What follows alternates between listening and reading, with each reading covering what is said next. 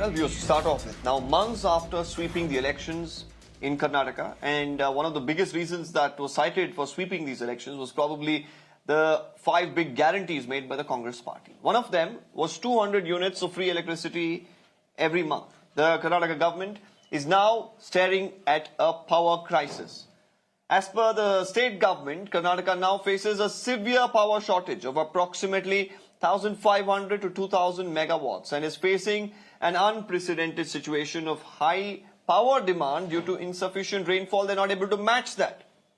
The state witnessed an unexpected surge in demand of over 15,000 megawatts. The available energy for the current year has been reduced by roughly 3,000 million units, which accounts for about 4% of the state's annual demand.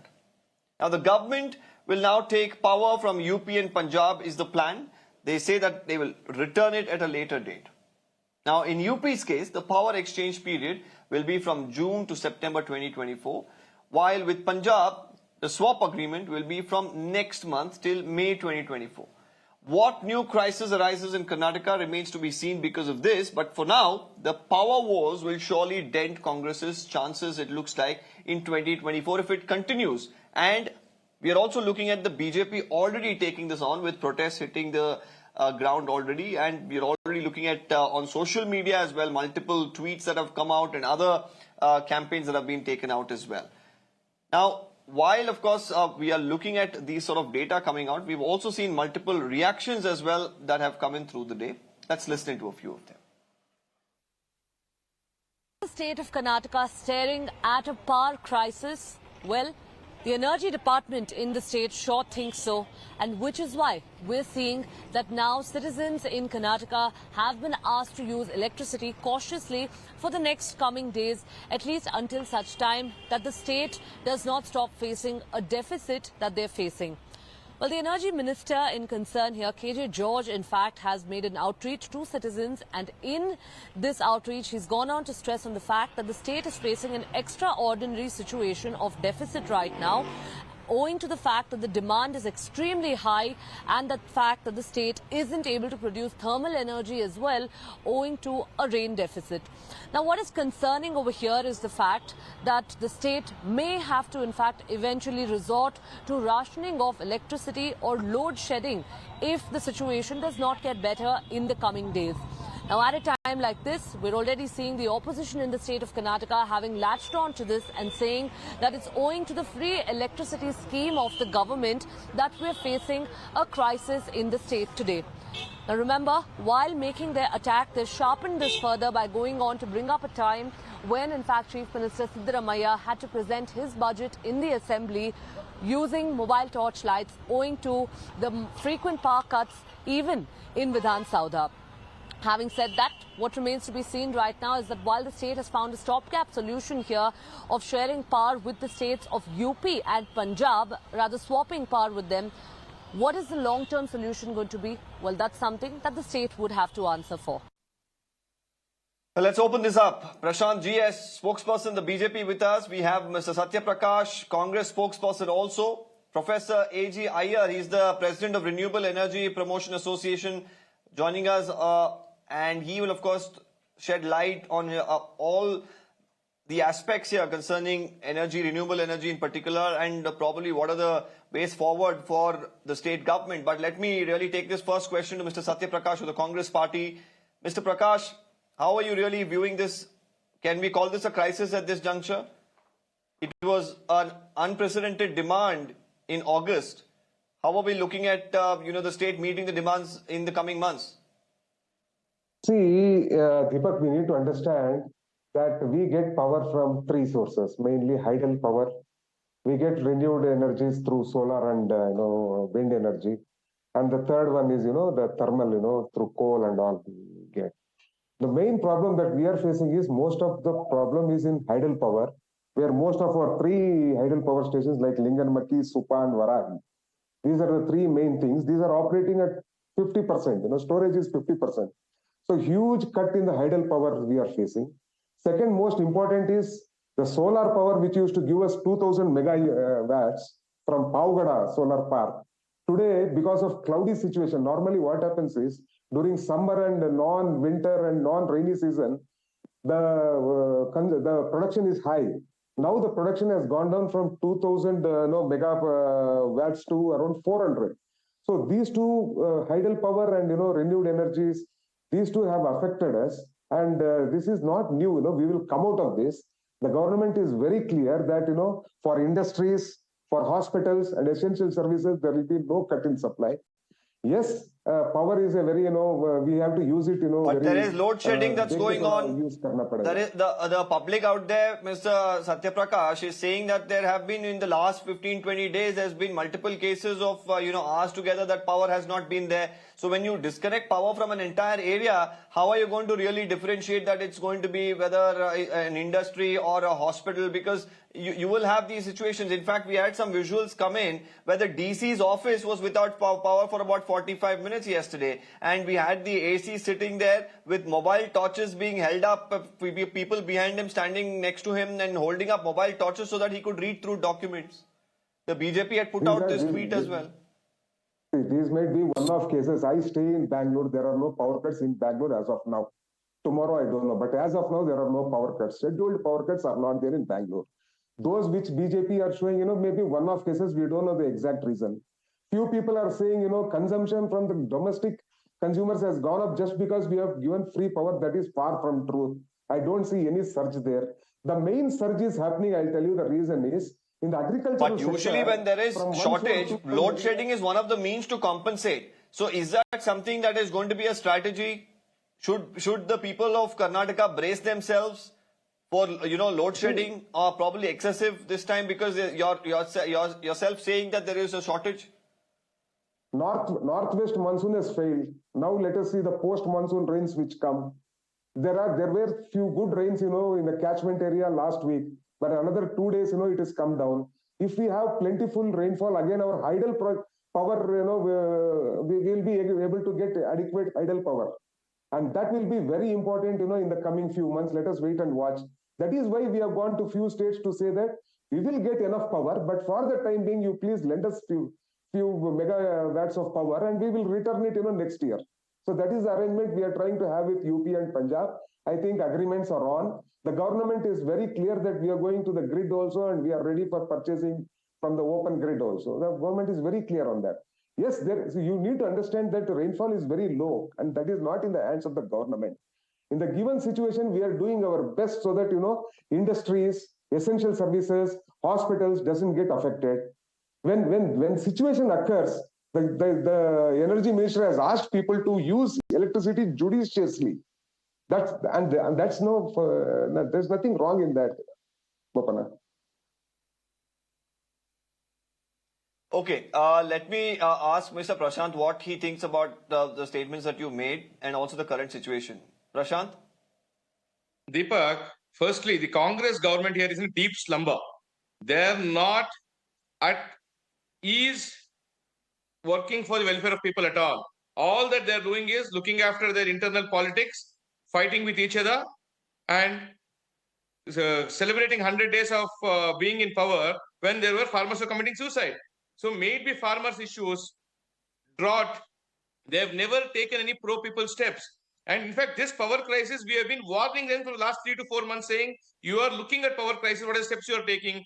These people were not interested at all. They have not even looked at the power failures, where the power theft is happening, if at all something is happening from the distribution to generation, they're not even bothered of that.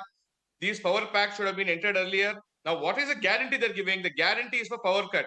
You look at what's happening in some parts of Karnataka. Recently, last week in the Kolar district, there was no power for more than about 16 to 18 hours on continuous basis for the last 3-4 days, which means the farmers, with whatever little water they have there in this drought area, they're not even able to irrigate.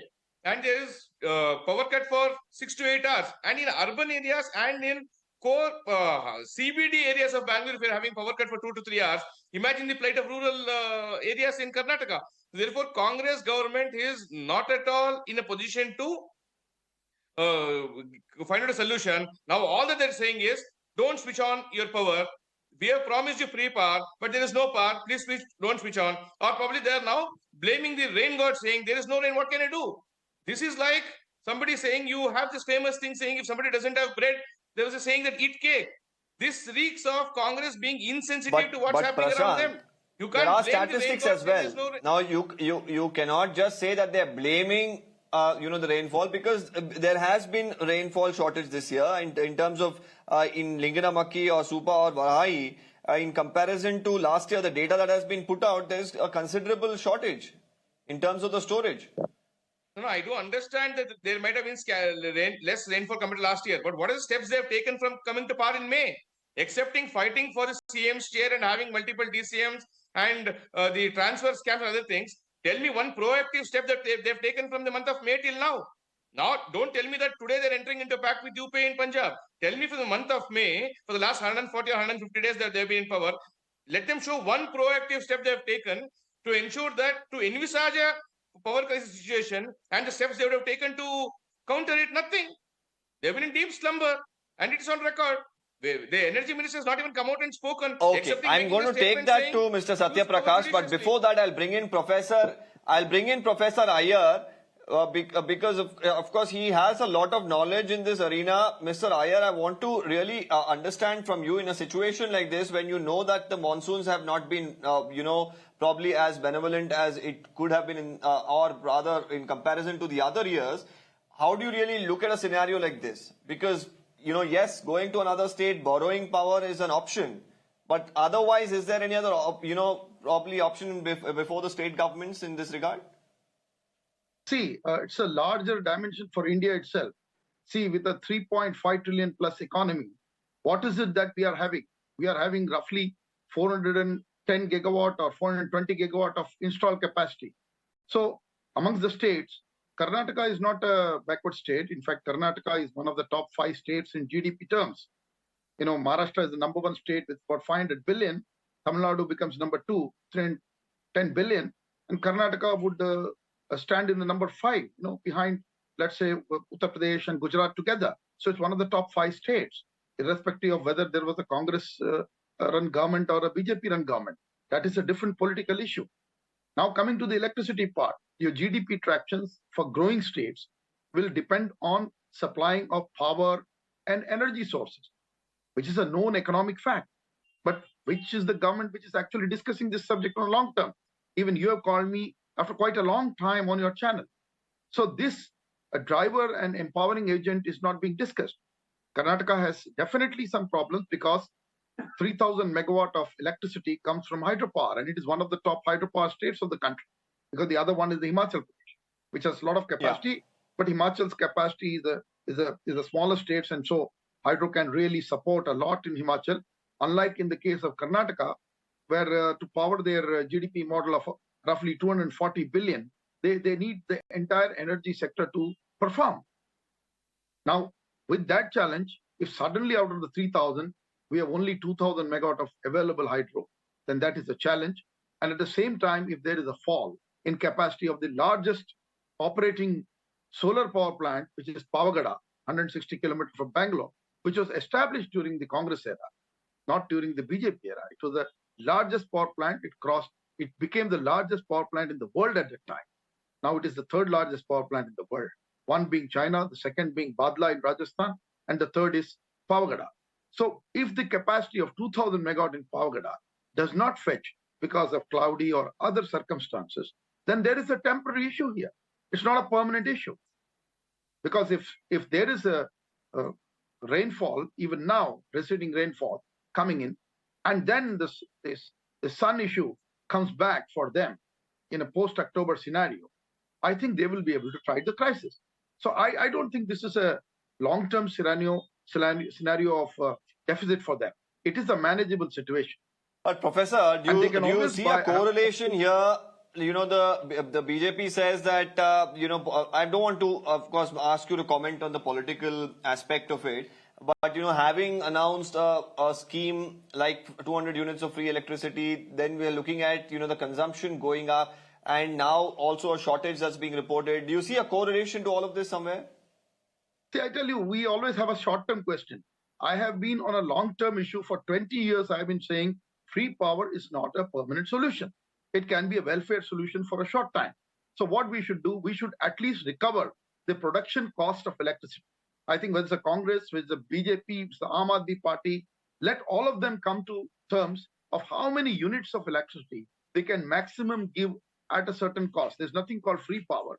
We must at least recover the cost of power. If the standard production cost of electricity through our old and new assets, because the thermal assets are old, and generally the cost of thermal assets production cost is lower. Solar is also competitive at about 3 rupees or below. But the problem comes when you use new thermal power plants or new assets, because the cost of production of electricity from newer assets is much higher. Today, I can tell you that if we don't have an ultra supercritical thermal power plant, but a supercritical power plant, the cost will not be less than 5 rupees to 6 rupees the unit.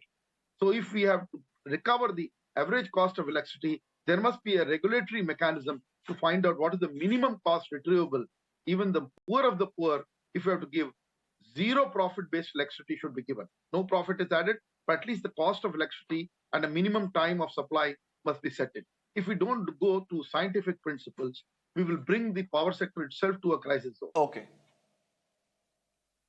Okay, let me take this now to Mr. Satyaprakash. Let us get a government's point of view now. You've heard from the BJP, you heard from the professor as well. What do you make of these comments? How does the state government plan to deal with this situation in the coming days now? Of course, you have already said that you've reached out to a couple of states.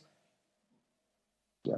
See, Deepak, this is a short-term problem, and come January, February, once our post-monsoon rains are good and our dams are full, we will be able to generate more hydel power.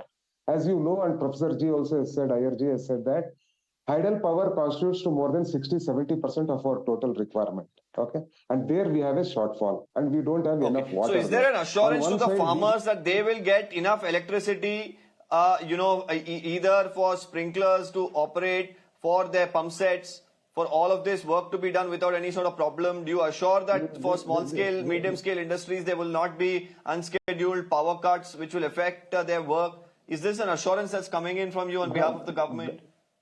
On behalf of the government, I assure you, on the industrial sector, for hospitals and all the essential services, there will not be any problem. In Bangalore, I stay in Bangalore, there are no scheduled power cuts. The BJP spokesperson, I don't know where he lives. I live in Bangalore, there is no scheduled power cuts. Other places also, there is no scheduled power cuts as far as the consumers are concerned.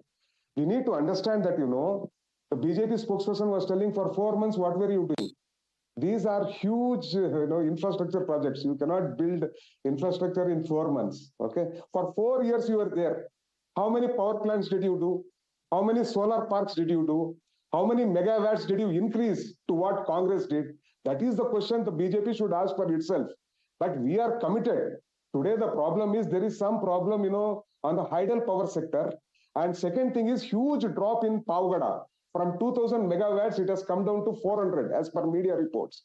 And once that, this monsoon season goes, the sun shines, then the solar power, we will get adequate power from generated from those power sector. Even the wind power also is on the down because during the rainy season, there are less winds. So once all these, But Mr. Prakash, the BJP is saying it's ironical that on one hand, you're promising 200 units of free power to the people. On the other, you're saying, well, don't use too much electricity. There is no data to suggest that because of 200 units free, there is a surge. The surge is for a different thing. What has happened is, due to no water, most of the crops that the farmers have to sustain, they are depending on underground water. For that, they are using their bore wells. So the surge in demand has taken place. It is not due to domestic surge. Second thing is, as you see, our GST collections are on the rise. There is huge industrial production also that is taking place.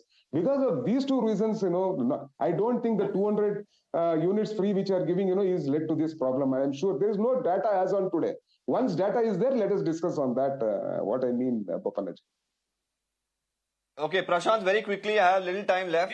He says there's no worry as of now. It's a short-term problem and it will be resolved very soon. So what is the real problem? The BJP, why is it hitting the streets and, acting as if there is a big issue here is the question that's being raised by the Congress?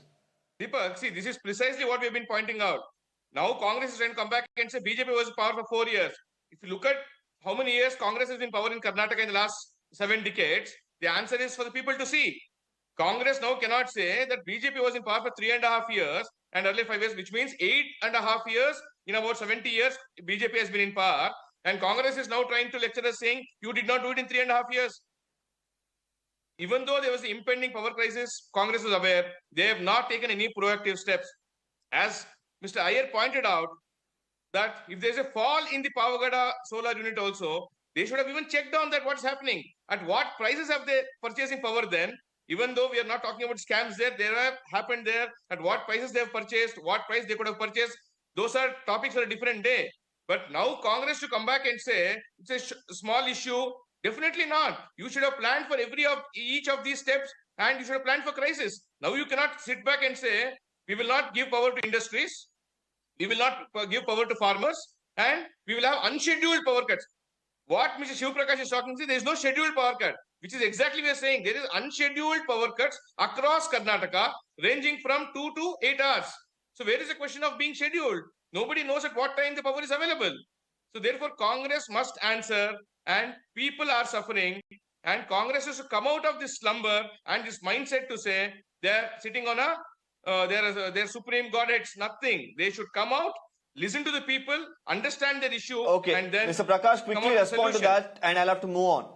Quickly respond to that. I'm really out of time. I think BJP has said a lot of lies, true lies.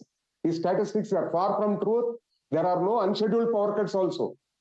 Normally it happens. There will be some distribution problem somewhere, half an hour or 1 hour. Pole gir gaya, to ho jayega. So kya kare? BJP, when it was in power for 4 years, how many megawatts did you produce? Earlier to that, you were there in power for 5 years. How many megawatts did you? Whatever we are having today is thanks to the government, Congress government's contribution to the state of Karnataka. What is BJP's contribution to Karnataka? Zero is the contribution of BJP to Karnataka. Hence, we will take care of the interest of the people of Karnataka. You need not worry. You need not, simply, tell lies to the people of Karnataka. We will take care of the interest of the people of Karnataka. Okay. And I okay. hope that well, viewers, the come. Congress spokesperson here is assuring that it's not a big problem. If you are witnessing or if you've had power cuts in the recent past, it's not a crisis. It's a short-term issue. It's going to be resolved. Let's hope that in the coming days that it actually is a small-term issue and not something that will bother either the people living in urban areas or the farmers or even industrialists. I thank Professor Iyer. I thank both the spokespersons, Mr. Prashant and Mr. Prakash, for joining us on this broadcast.